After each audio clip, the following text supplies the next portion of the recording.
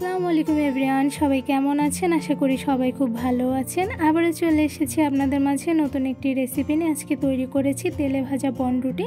এই তেলে ভাজা বনরুটিগুলো মাশাআল্লাহ দেখতে যেমন সুন্দর হচ্ছে, খেতে কিন্তু অসম্ভব মজাদার হয়ে থাকে।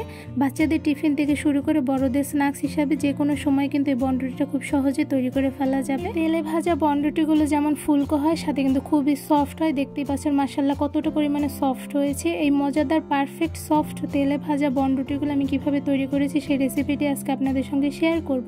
আশা করি রেসিপিটা আপনাদের কাছে খুব ভালো এবং সহজ মনে হবে। তো চলুন এই বনরুটি তৈরির ফুল রেসিপিটি দেখে নেই। খুবই সফট বনরুটি তৈরি করার জন্য প্রথমে একটি মিক্সিং বলে দিয়ে দিচ্ছি হাফ কাপ পরিমাণ উষ্ণ গরম পানি, সাথে দিয়ে দিচ্ছি হাফ টেবিল চামচ পরিমাণ ইস্ট। এবার পানির সঙ্গে ইস্টটা খুব ভালোভাবে নেড়ে মিশিয়ে নেব। একদম বেশি গরম পানি দিতে যাবে না, উষ্ণ গরম পানি দিলেই হবে। এবার এর মধ্যে দিয়ে দিচ্ছি 1 কাপ পরিমাণ ময়দা। এখানে আপনার চাইলে কিন্তু আটাও ব্যবহার করতে পারেন। সাথে দিয়ে দিচ্ছি 1 টেবিল চামচ পরিমাণ চিনি, আপনার চিনির পরিমাণটা কিন্তু বাড়িয়েও দিতে পারবেন। আর দিয়ে দিচ্ছি হাফ চা চামচ লবণ, সাথে দিয়ে দিচ্ছি 1.5 টেবিল চামচ পরিমাণ গুঁড়া দুধ। এবার খুব ভালোভাবে হাতের সাহায্যে সবগুলো উপকরণ মেখে নিব। সবগুলো উপকরণ খুব ভালোভাবে মেখে নিতে হবে। তো এদিকে দেখতেই পাচ্ছেন ময়দার সঙ্গে সবগুলো উপকরণ খুব ভালোভাবে আমি মেখে নিয়েছি। এবারে ডোর মধ্যে দিয়ে দিচ্ছি 1 টেবিল চামচ পরিমাণ রান্নার তেল। এবার খুব ভালোভাবে ময়দার সঙ্গে তেলগুলো মেখে নিতে হবে। ময়দার ডোগুলো খুব নরম করে যতটা পরিমাণে মুথে নেওয়া যাবে ততটাই কিন্তু বানরুটিগুলো সফট এবং ফুলকো হবে। তো এদিকে দেখতেই পাচ্ছেন ময়দার ডোটি আমি খুব ভালোভাবে মুথে নিয়েছি অনেকটা সময় নিয়ে। এবারে মুথে নেওয়া ময়দার ডোগুলো আমি একটি ঢাকনার সাহায্যে ঢেকে 30 মিনিটের জন্য রেস্টে রেখে দিব। 30 মিনিট ময়দার ডোগুলো রেস্টে রেখে দেওয়ার পর দেখতেই পাচ্ছেন মাশাআল্লাহ ফুলে ডাবল হয়ে গিয়েছে। তো এই পর্যায়ে আমি খুব ভালোভাবে হাতের সাহায্যে মেখে নিচ্ছি। এখানে ময়দার ডোটি খুব ভালোভাবে মেখে নিতে হবে। তো এই পর্যায়ে দিয়ে দিচ্ছি 1 টেবিল চামচ পরিমাণ রান্নার তেল। এবার এই তেল দিয়ে খুব ভালোভাবে ময়দার ডোটি আমি আবারও মুথে নিব। ময়দার ডোগুলো খুব ভালোভাবে মুথে নেওয়া হয়ে গিয়েছে। এবার এই ডো দিয়ে আমি বানরুটি তৈরি করে নিব। বানরুটি তৈরি করার জন্য প্রথমে একটি ফিরিতে দিয়ে দিচ্ছি অল্প পরিমাণে ময়দা। এভাবে ময়দা দিয়ে দিলে কিন্তু ময়দার ডোটি একদমই লাগবে না। তো এখানে কিন্তু আমার দিয়ে দেওয়া হয়ে গিয়েছে। এবারে ময়দার ডোটি আমি খুব ভালোভাবে হাত দিয়ে চেপে গোল শেপ করে নিব। তো এদিকে দেখতেই পাচ্ছেন পাতলা করে গোল শেপ করে নেওয়া হয়ে গিয়েছে। এবার একটা ছুরির সাহায্যে ছোট ছোট সাইজ করে আমি কেটে নেব। আপনারা যতটুকু পরিমাণে ছোট করতে চান ঠিক সেই পরিমাণে কেটে নেবেন। এখানে আমি মিডিয়াম সাইজ করে কয়েক টুকরো করে কেটে নিয়েছি। দেখতেই পাচ্ছেন কিভাবে কেটে নিয়েছি। এবার এখান থেকে 1 পিস ময়দার ডো দিয়ে আমি ছোট একটি বানরুটি তৈরি করে নেব। তো এখানে বানরুটিটা কিভাবে তৈরি করেছি তা কিন্তু আপনারা দেখতেই পাচ্ছেন। তো একটা বানরুটি কিন্তু তৈরি করে নেওয়া হয়ে গিয়েছে। এবার সেম প্রসেস আমি আরেকটি বানরুটি তৈরি করে নেব। জাস্ট হাত দিয়ে এইভাবে ঘুরিয়ে নিলেই কিন্তু বানরুটিটা খুব সহজে তৈরি করে ফেলা যায়। দেখতেই পাচ্ছেন কতটা সহজ করে আমি বানরুটিগুলো তৈরি করে ফেলেছি।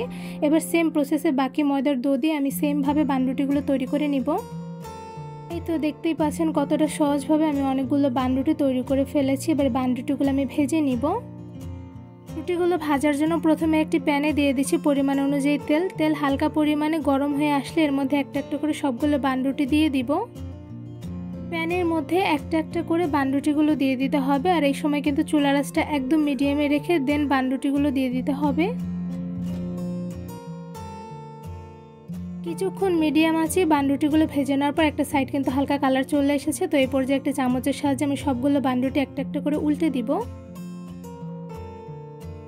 সবগুলো বানরুটি একটা একটা করে উল্টে দেওয়া কিন্তু হয়ে গিয়েছে। এবার আরও কিছুক্ষণ বানরুটিগুলো মিডিয়াম আঁচে ভেজে নিব।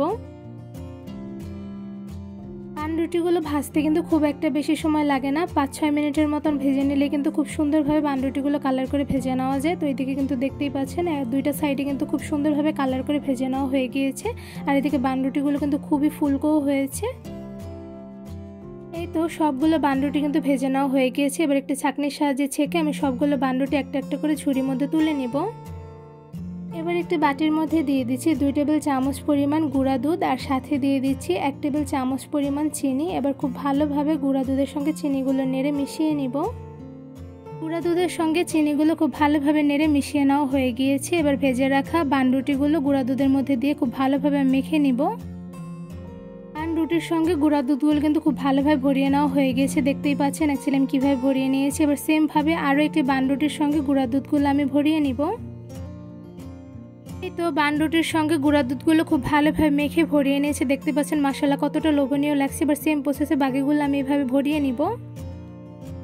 রকম ঝামেলা ছাড়া খুব সহজেই তৈরি করে ফেলেছি তেলে ভাজা বনরুটি। এই বনরুটিগুলো কিন্তু তৈরি করা খুবই সহজ। এই বনরুটিগুলো দেখতে যেমন মাশাআল্লাহ সুন্দর হয়েছে, খেতে কিন্তু অসম্ভব মজাদার হয়ে থাকে। কোনো রকম ঝামেলা ছাড়াই বাচ্চাদের টিফিন এবং বড়দের নাস্তা হিসেবে কিন্তু যে কোনো সময় বনরুটিগুলো খুব সহজে বানিয়ে ফেলা যায়। দেখতেই পাচ্ছেন মাশাআল্লাহ কতটা পারফেক্ট করে ফুলকো করে আমি বনরুটিগুলো তৈরি করে ফেলেছি কোনো রকম ঝামেলা ছাড়াই। দেখতে কিন্তু খুবই লোভনীয় হয়েছে। এই বনরুটিটা একটু ছিঁড়ে দেখাচ্ছি অ্যাকচুয়ালি ভিতরে কেমন হয়েছে। তো এদিকে দেখতেই পাচ্ছেন মাশাআল্লাহ বনরুটিটা কতটা পরিমাণে সফট হয়েছে যে ধরার সাথে সাথে ছিঁড়ে যাচ্ছে। তো এদিকে কিন্তু দেখতেই পাচ্ছেন মাশাআল্লাহ খুবই সফট হয়েছে। এতটা সফট করে কিভাবে কোনো ঝামেলা ছাড়ে বনরুটিগুলো তৈরি করে ফেলেছি তা কিন্তু আমার ফুল রেসিপি দেখে আপনারা বুঝতে পেরেছেন। এই ফুলকো সফট বনরুটি তৈরি রেসিপিটা আপনাদের কাছে কেমন লেগেছে তা আমাকে অবশ্যই কমেন্ট করে জানাবেন। এই সফট বনরুটিগুলো তৈরি রেসিপিটা আপনাদের কাছে ভালো লেগে থাকলে আমার চ্যানেলটি সাবস্ক্রাইব করে ভিডিওতে বেশি বেশি লাইক কমেন্ট শেয়ার করে আমার পাশেই থাকবেন। আজকে এখানেই বিদায় নিচ্ছি, দেখাবো অন্য কোনো ভিডিওর মাধ্যমে। সবাই সুস্থ থাকবেন, ভালো থাকবেন, আল্লাহ হাফেজ।